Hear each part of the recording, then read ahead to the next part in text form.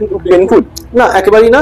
Deep এন্ড্রোস্কোপি always সিডেশনেই করা হয়, রোগীকে ঘুম পাড়িয়ে করা হয়। তো সেক্ষেত্রে কোনো ব্যথাও অনুভূত হয় না এবং প্রসিডিওরের ইমিডিয়েটলি পরেই নর্মাল অবস্থায় বা কাজে রোগী ফিরে যেতে পারেন। আচ্ছা, তো স্যার এই এন্ডোস্কোপি, ইন্টারোস্কোপি, কোলোনোস্কোপি এগুলো করতে এখনো মানুষ আমাদের মনে হয় যে একটু ভয় পায়।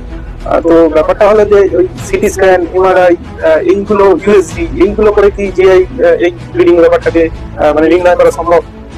জিআই ব্লিডিং এর প্রাথমিক পরীক্ষা হচ্ছে এন্ডোস্কোপিক টেস্ট, সেটি আপার জিআই এন্ডোস্কোপি হোক বা কোলোনোস্কোপি হোক। এবং সেক্ষেত্রে রোগ নির্ণয় না করা যেতে পারলে অনেক সময় deep endoscopy, double balloon endoscopy এবং ওয়্যারলেস ক্যাপসুল এন্ডোস্কোপি এগুলির ভূমিকা আছে।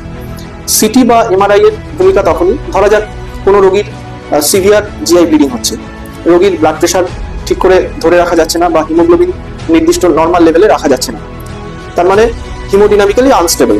তো হিমোডিনামিক্যালি আনস্টেবল রোগীকে এন্ডোস্কোপি বা কোলোনোস্কোপি